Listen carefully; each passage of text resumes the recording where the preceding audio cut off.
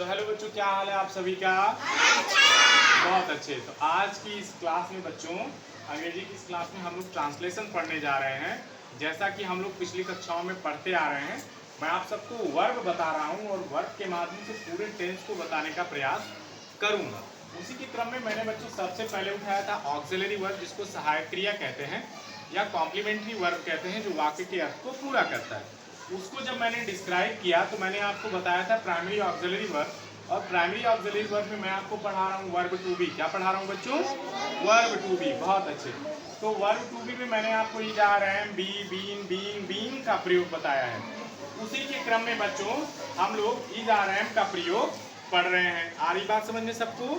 तो हम is are M का प्रयोग पिछली क्लास में आपको सिंपल प्रेजेंट टेंस में यानी बिना किसी मुख्य क्रिया की वाक्य में बताया था।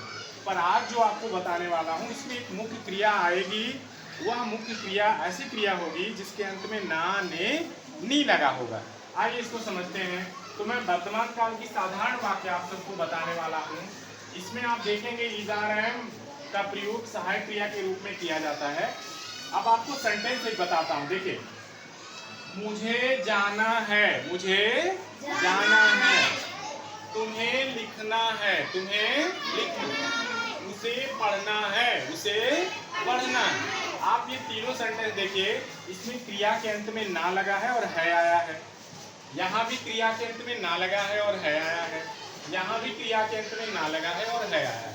तो बच्चों देखेंगे, जिस वाक्य में मुख्य क्रिया के अंत में ना है, ने है, नी है लगा रहेगा, ऐसी वाक्यों को ट्रांसलेट करते समय हम पहले पहचानेंगे कि ये किस टेंस की वाक्य है।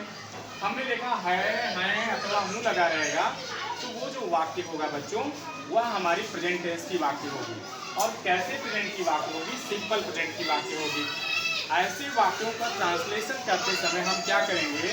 सबसे पहले बच्चों, सबसे पहले हम कर्ता को लिखेंगे।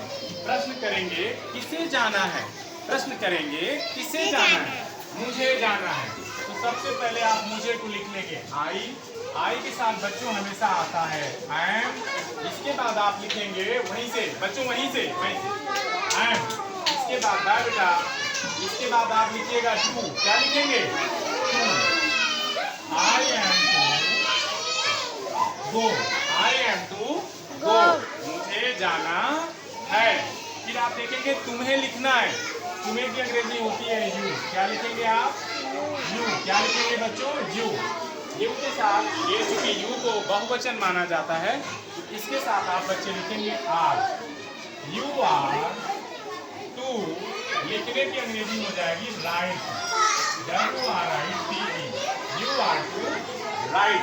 फिर आप देखेंगे बच्चों जो तीसरा है आपका, उसे पढ़ना है, उसे पढ़ना है। उसे के लिए अगर एक वचन मेल है तो ही लिखेंगे, और अगर एक वचन फीमेल है तो सी लिखेंगे। मान लेता हूँ ये कोई लड़की है, उसे पढ़ना है, तो यहाँ हम लिख देंगे सी। सी एक वचन है इज, सी टू, और पढ़ने की अंग्रेजी हो जाएगी रीड।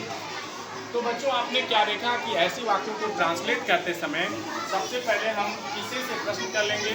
जो कर्ता मिलेगा उसको कर्ता के रूप में लिखेंगे।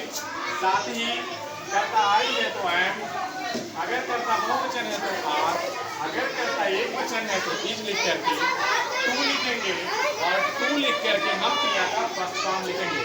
तो आगे की क्लास में हम लोग चर्चा करेंगे, चूंकि बच्चों की छुट्टी होने वाली है। आज की क्लास आप सबको कैसी लगी बच्चों?